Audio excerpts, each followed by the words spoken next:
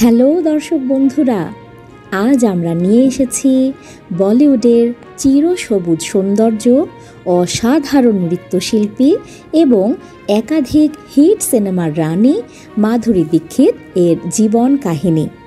চলুন জেনে নেওয়া যাক তাঁর জীবন, পরিবার, শিক্ষা, ক্যারিয়ার এবং অনবদ্য চলচ্চিত্র ভাণ্ডার সম্পর্কে। শৈশব ও পরিবার। মাধুরী দীক্ষিত জন্মগ্রহণ করেন 15 মে 1967 সালে মুম্বাই, মহারাষ্ট্রে এক মারাঠি ব্রাহ্মণ পরিবারে। তার বাবার নাম শঙ্কর দীক্ষিত এবং মায়ের নাম স্নেহলতা দীক্ষিত। পরিবারের 4 সন্তানের মধ্যে তিনি ছিলেন কনিষ্ঠ। ছোটবেলা থেকেই তিনি ছিলেন খুবই প্রতিভাবান এবং নাচের প্রতি তার ছিল বিশেষ আকর্ষণ। মাত্র 3 বছর বয়সে তিনি কত্থক নৃত্যে প্রশিক্ষণ শুরু করেন এবং পরবর্তীতে হয়ে ওঠেন এক প্রশিক্ষিত কত্থক নৃত্যশিল্পী। শিক্ষা জীবন। মাধুরী দীক্ষিত তাঁর স্কুল জীবন শেষ করেন divine child high school, Andheri east থেকে। এরপর তিনি ভর্তি হন পার্ল কলেজে এবং জীববিজ্ঞানে উচ্চশিক্ষা গ্রহণ করেন। তিনি ডাক্তার হতে চেয়েছিলেন, তবে ভাগ্য তাকে নিয়ে যায় রূপালী পর্দার দিকে। চলচ্চিত্রে অভিষেক ও ক্যারিয়ারের উত্থান।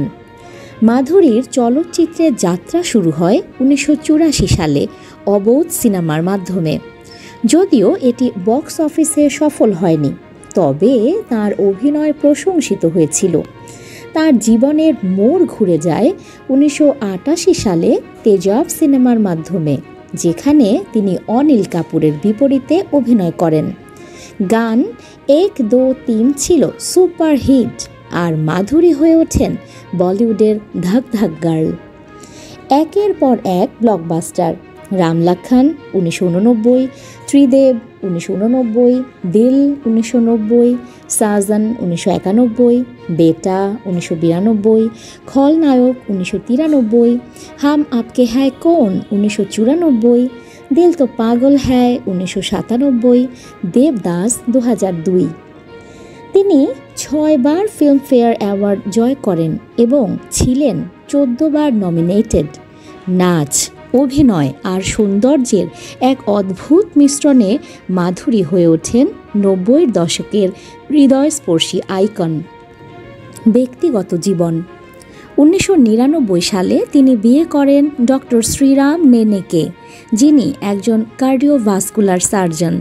তারা কিছু বছর আমেরিকায় বসবাস করেন এবং পরে মুম্বাইয়ে ফিরে আসেন। তাদের 2 পুত্র আরিন এবং রায়ান। ফিরে আসা ও ওয়েব প্ল্যাটফর্মে যাত্রা। 2007 সালে তিনি ফেরেন আজা নাচলে ছবির মাধ্যমে।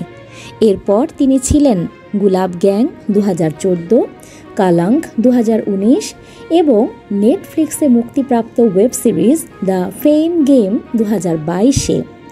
তিনি ড্যান্স রিয়েলিটি শোতে জাজ হিসেবেও জনপ্রিয়, যেমন ঝলক দিখলা যা। সম্মাননা ও পুরস্কার। ভারত সরকার তাঁকে 2008 সালে পদ্মশ্রী সম্মাননায় ভূষিত করে। তার নাম বারবার উঠে এসেছে ভারতের সবচেয়ে সুন্দর, প্রতিভাবান ও প্রভাবশালী অভিনেত্রীদের তালিকায়।